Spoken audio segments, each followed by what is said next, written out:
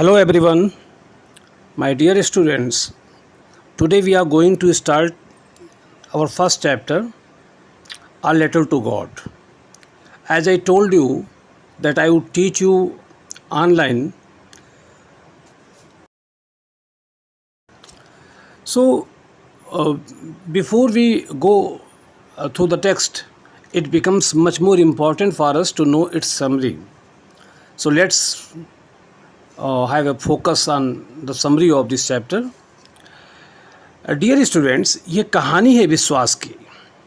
ये कहानी है लैंचो की, एक छोटे किसान की जो कि ईश्वर पर बहुत विश्वास करता है।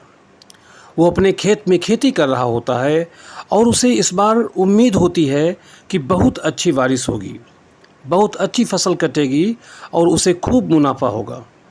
इसी उम्मीद के साथ वह अपने खेत में खेती कर रहा होता है और अपने परिवार से भी कह रहा होता है कि इस बार बहुत अच्छी बारिश होगी, बहुत अच्छी फसल होगी और इस बार खूब मुनाफा होगा। और ऐसा होता भी है, बहुत अच्छी बारिश होती है, बारिश हो ही रही होती है और बारिश को देखकर लैंचो बहुत खुश हो जाता है। वो अपने परिवार से कह रहा होता है, देखो देखो बारिश हो रही है, ये जो बूंदें हैं ना, ये बूंदें नहीं हैं, ये पानी की बूंदें नहीं हैं, बल्कि ये पैसे हैं। देखो ये 5 पैसे हैं, देखो ये 10 पैसे हैं। और इस तरह से अपने आप में खुशी में जश्न मना रहा होता है लैंचो। तभी अचानक उसे एहसास होता है कि ये बारिश की बूंदें ओलों में बदल गई हैं, ओलों में तब्दील हो गई हैं और इतना तूफान आता है बर्फ़ का जो उसकी सारी फसल बर्बाद हो जाती है। उसका पूरा खेत ऐसा लगने लगता है मानो नमक से घिर गया है, नमक की चादर उस पर चढ़ गई है, एक सफ़ेद चादर उस पर बिछ गई है। यानी उसकी खेती, उसकी फसल पूरी तरह बर्बाद हो चुकी है। अब उसके सर्वाइवल के लाले पड़ गए हैं। अब कैसे वो जिएगा, वो कैसे अपने परिवार का पेट पालेगा, उसके सामने ये सवाल खड़ा हो जाता है। लैंचो बहुत उदास होता है, बहुत परेशान होता है, लेकिन ऐसे भी मुश्किल वक्त में लैंचो हार नहीं मानता है। उसे भगवान में अटूट विश्वास होता है और वो पूरी रात यही सोचता रहता है कि क्या किया जाए, कैसे भगवान से मदद मांगी जाए। और वो फैसला करता है एक लेटर लिखने का। हाँ, वो दिन रात मेहनत करता है, वो किसान होता है, लेकिन फिर भी वो इतना पढ़ा लिखा ज़रूर होता है कि वो लेटर लिख सके। इसलिए वो लेटर लिखता है, गॉड को लेटर लिखता है, ए लेटर टू गॉड। और गॉड से कहता है कि गॉड, मेरी पूरी फसल बर्बाद हो गई है, मेरे पास पैसे नहीं हैं दोबारा बीज बोने के लिए। दोबारा बीज बोने के लिए मुझे 100 पेसोज, 100 पेसोज की ज़रूरत है। अगर ये ना मिले तो मेरा परिवार भूख से मर जाएगा, हम बर्बाद हो जाएंगे। इसलिए आप मुझे 100 पैसे दे दीजिए। लेटर लिखने के बाद वो मेल बॉक्स में जाके उसको सबमिट भी कर देता है। और मेल बॉक्स में जब पोस्टमैन देखता है कि यह कैसा लेटर है जिसमें एड्रेस भी लिखा है गॉड, टू द गॉड, वो बहुत हैरान होता है।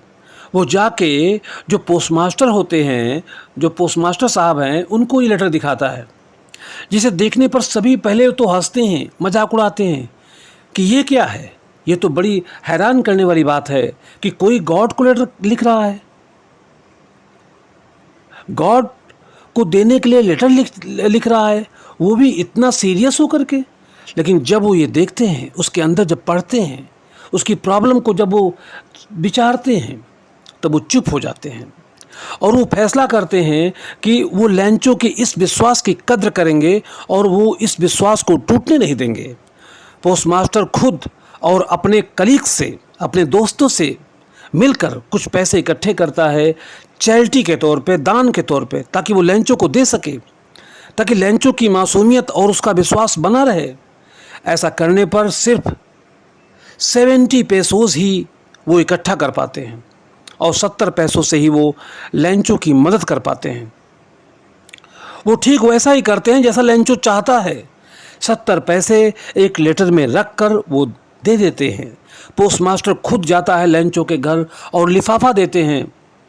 लिफाफा देखने पर लैंचो जरा भी हैरान नहीं होता। वो जरा भी सरप्राइज नहीं होता है कि गॉड ने लेटर भेजा है। नहीं, उसे ऐसा लगता है कि ये कॉमन सी बात है। मैंने गॉड से मदद मांगी, गॉड में मेरा विश्वास था, तो गॉड ने मेरी मदद कर दी।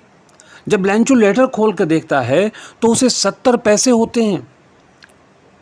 ये देखने पर वो बहुत ही डिसअपॉइंटेड हो जाता है और दोबारा से एक पेपर और इंक लेकर बैठ जाता है और उसमें लिखता है कि गॉड, मुझे मालूम है आपने मेरी मदद की है, लेकिन अगली बार आप मेरी मदद करो तो पोस्ट से मत भेजना, क्योंकि वो जो पोस्ट मास्टर है ना, वो सब बदमाश हैं।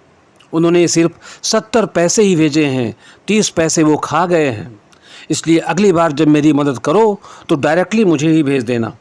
इस तरह से लैंचो का विश्वास भी बना रहता है और उसकी मदद भी हो जाती है। और इस चैप्टर का नाम पड़ता है a letter to God. So my dear students, ये समरी शॉर्ट इन नटसेल, ये संक्षिप्त में एक समरी थी इस चैप्टर का।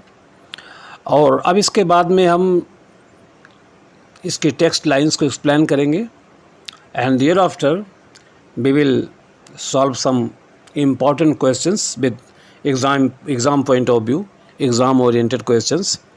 So let you have focus on the reading. Listen this very carefully, twice, thrice, or as much as you can.